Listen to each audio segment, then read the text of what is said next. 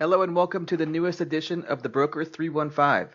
For those unfamiliar with the Broker 315, this is going to be 3 strategies for one topic in under 5 minutes. Today's topic will be managing ACA compliance, responding to IRS Letter 226J, and understanding the mandate's penalties. My name is Robert Tobin. I am the Area Manager of Benefit and Compliance Services at Prime Pay in Western PA in Ohio. Today's agenda will be IRS Letter 226J, reporting requirements associated with the ACA, Employer Shared Responsibility Payment or ESRP penalty, and moving forward with compliance for your clients. A quick high-level refresher of the ACA before diving into Letter 226J.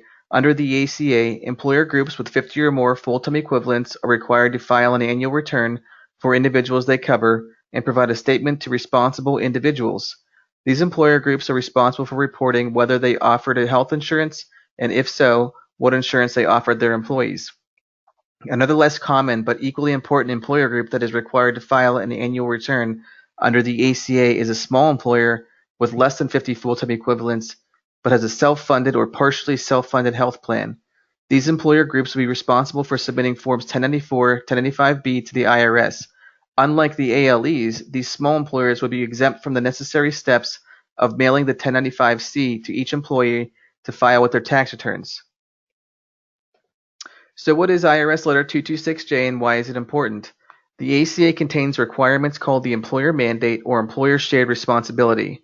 If an employer fails to submit the correct paperwork to the IRS on their annual returns, they are subject to an Employer Shared Responsibility payment, which is called Letter 226J.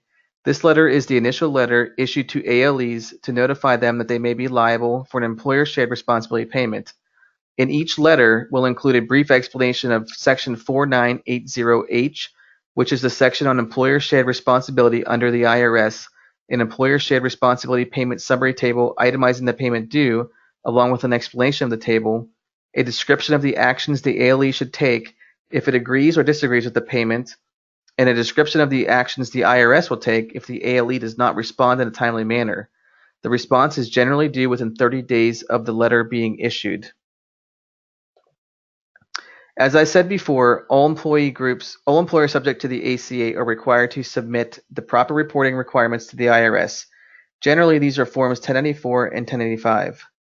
These employer groups must also furnish proof of minimum essential coverage that is affordable, which is less than 9.5% of the lowest paid employee salary eligible for benefits on the individual health plan.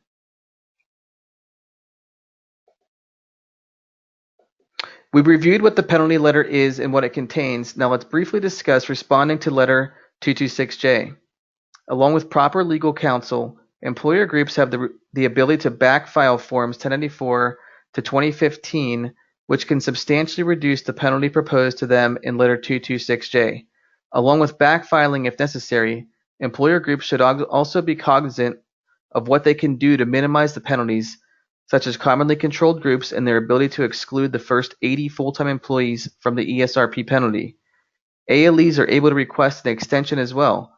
If done so, make sure you document who you spoke to at the IRS, confirmations, dates, and use certified mail to cover your bases.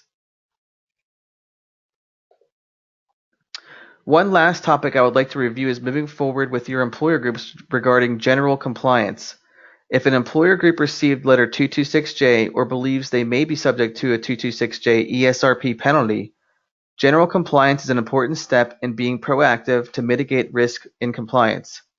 The IRS will continue to enforce these ESRP penalties, and employer groups will not want to open up other forms of non-compliance that may be subject to an audit.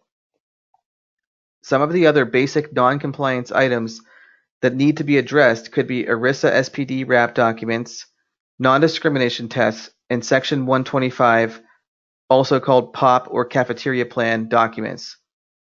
Employer groups rely on their broker for assistance from payroll to HR management to compliance. Make sure you are asking your employer groups the right questions to keep them in compliance. Thank you for your time today. If you have any questions, please reach out to me via phone or email or the Broker Concierge team. I hope you enjoyed the latest edition of the Broker 315 and look forward to bringing you our next topic.